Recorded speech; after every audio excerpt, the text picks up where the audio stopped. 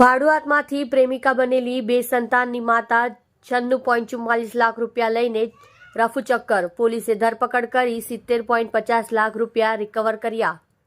સુરતના વેડરોડ વિસ્તારમાં ભાડુઆતમાંથી પ્રેમિકા બનેલી બે સંતાનની માતા 96.44 લાખ રૂપિયા લઈને રફુચક્કર થઈ ગઈ હતી, જેથી આ સમગ્ર મામલો ચોક બજાર પોલીસ મથકે પહોંચ્યો હતો. આ બનાવમાં પોલીસે રૂપિયા લઈને ફરાર થઈ ગયેલી મહિલા અને તેના પ્રેમીને ઝડપી પાડ્યા છે અને તેઓની પાસેથી 70,50,000 રૂપિયા પણ રિકવર કર્યા છે.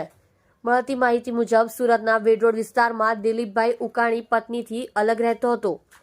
તેના ઘરમાં નીચેનું મકાન તેણે ભાડુઆત તરીકે જયશ્રી દિનેશ ભગત અને તેના પ્રેમી શુભમ સમાધાન મિસલને રહેવા આપ્યું હતું.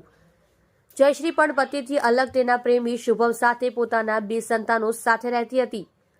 જયશ્રીનો પ્રેમી શુભમ અવારનવાર મહારાષ્ટ્ર જતો હોય દિલીપભાઈ અને જયશ્રીબેનની આંખો મળી ગઈ હતી અને બંને વચ્ચે પ્રેમ સંબંધ બંધાયો હતો. આ દરમિયાન દિલીપભાઈએ પોતાનું મકાનનું વેચાણ કર્યું હતું, જેના 96.44 લાખ રૂપિયા આવ્યા હતા, જે રૂપિયા તેઓએ પોતાના મકાનમાં રાખ્યા હતા. દરમિયાન ગત 31 જાન્યુઆરીએ જયશ્રી ઘરમાંથી રૂપિયા લઈને પ્રેમી શુભમ સાથે રફુચક્કર થઈ ગઈ હતી. આ સમગ્ર મામલે દિલીપભાઈએ ચોક બજાર પોલીસ મથકમાં ફરિયાદ નોંધાવી હતી, જેમાં પોલીસે ગુનો નોંધી તપાસ હાથ ધરી હતી. આ બનાવમાં આખરે બંને આરોપીઓને ચોક બજાર પોલીસે ઝડપી પાડ્યા હતા. આરોપીઓ પાસેથી 70,50,000 રૂપિયા પણ રિકવર કર્યા છે. આ બનાવ અંગે ડીસીપી ભગીરથ ગઢવીએ જણાવ્યું હતું કે બંને આરોપીઓ પાસેથી 70,50,000 રૂપિયા પણ રિકવર કર્યા છે. બીજા રૂપિયા તેઓએ ક્યાં વાપર્યા છે તે અંગે તપાસ હાથ ધરવામાં આવશે. જુઓ રાજેશ મંગલે સાથે સુરત એક્સપ્રેસ ન્યૂઝ ચેનલ.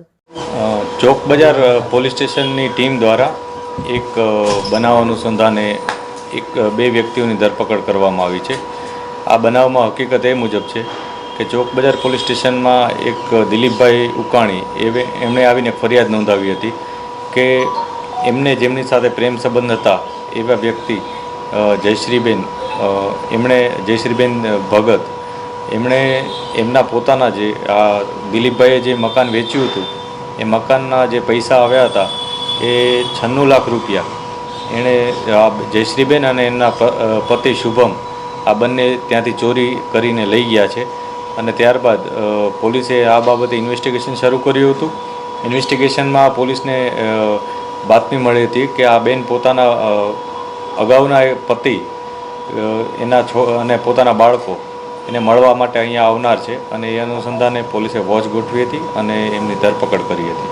પોલીસે આ બંને વ્યક્તિઓ પાસેથી ટોટલ અત્યાર સુધી 70 લાખનો મુદ્દામાલ એટલે રોકડ રકમ રિકવર કરેલ છે. બીજી રકમ ક્યાં છે એના માટેનું અમે ફર્ધર પોલીસ કસ્ટડી માટે પ્રયાસ કરશું અને એને ક્યાં ક્યાં રૂપિયા વાપર્યા છે એના માટે પણ અમે અત્યારે ઇન્વેસ્ટિગેશન કરી રહ્યા છીએ. સર, ચોરી કર્યા બાદ બંને જણા ક્યાં ભાગ્યા હતા અને આ જે રૂપિયા છે તે રૂપિયા ક્યાં આપ્યા હતા? ચોરી કર્યા બાદ શરૂઆતમાં તેઓ અહીંથી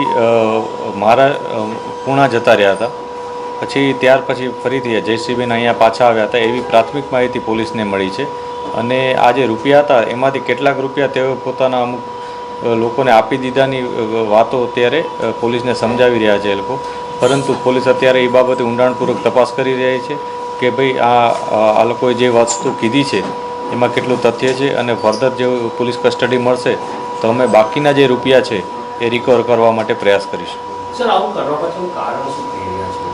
આ સમગ્ર બનાવમાં હકીકત એ મુજબ છે કે આ જે બેન છે જયશ્રીબેન એ પોતાના પતિથી અલગ રહેતા હતા અને જે ભોગ બનનાર વ્યક્તિ છે દિલીપભાઈ એ પોતાના પત્નીથી અલગ રહેતા હતા.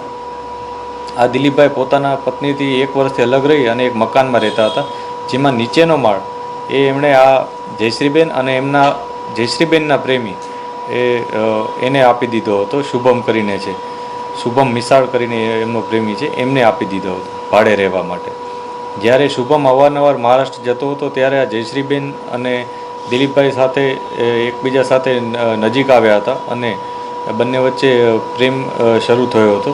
ત્યારબાદ જયશ્રીબેને એમના આ પ્રેમ સંબંધનો લાભ લઈ અને એમને જાણવા મળ્યું હતું કે આ મકાન દિલીપભાઈ વેચવાના છે.